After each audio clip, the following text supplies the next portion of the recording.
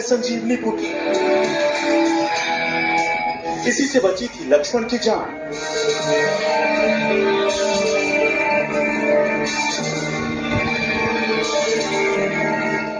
संजीवनी बूटी के इसी पौधे को नहीं पहचान पाए थे हनुमान।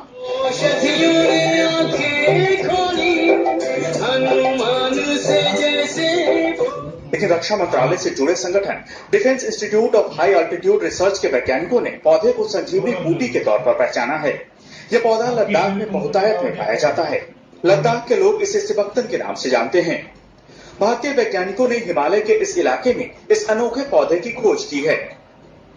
वैज्ञानिकों ने दावा किया है कि यह पौधा धरती का सबसे अद्भुत पौधा है, क्योंकि इसमें एक नहीं अनेक ऐसे औषधीय गुण मिले हैं जो अब तक किसी और पौधे में नहीं देखे गए। इस झाड़ी से लिखे पौधे के फल देखने में ऐसे ही बेहद आकर्षक लग रहे हैं। इसमें कई ऐसे गुण पाए गए हैं जिसकी वजह से इसे कलियुग की संजीवनी बूटी कहा जा रहा है।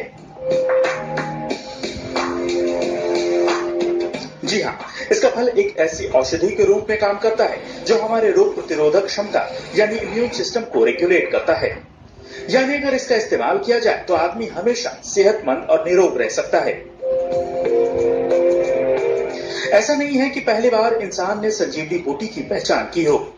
दरअसल लेह लद्दाख जहाँ की पहाड़ियों में ये पौधे उगते हैं, वहाँ इस पौधे को लोग अच्छी तरह पहचानते हैं और इसका इस्तेमाल भी करते हैं, लेकिन इस बात से अनजान है कि ये वैसा ही पौधा है जैसा कि संजीवनी बूटी का होता है। स्थानीय लोगों को इसके चमत्कारी गुणों के बारे में ज्यादा कुछ पता नहीं है। वैज्ञानिक कहते हैं कि धरती पर संजीवनी की उत्पत्ति 30 खरब साल पहले हुई थी। ये पौधा हर तरह से मौसम की मार झेलने में सक्षम है। इसके फल का सेना के कई जवान कई साल से इस्तेमाल कर रहे हैं। इसके फलों से जूस, जैम और च्यवनप्राश बनाया जाता है। सिबक्तन में ओमेगा फैट भी पाया जाता है जो सेहत के लिए फायदेमंद होता है। शोध करने वालों के मुताबिक इस पौधे में रेडियो प्रोटेक्टिंग क्षमताएं हैं जो इसे दूसरे पौधे से अलग करती हैं। यानी इसके अद्भुत गुणों को देखते हुए इसे संजीवनी कहना जरा भी बेमानी नहीं है।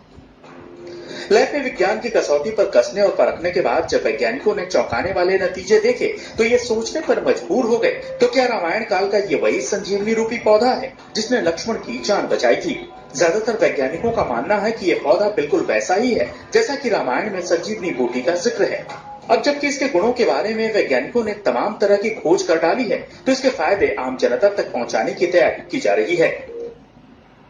तो आज की खोज खबर में मेरे साथ इतना ही। देखते रहिए तेज। ही वाट जरी बळणाची बळ येऊ दे हिमतीला, झुंजार होनी ललकार आसमानाला,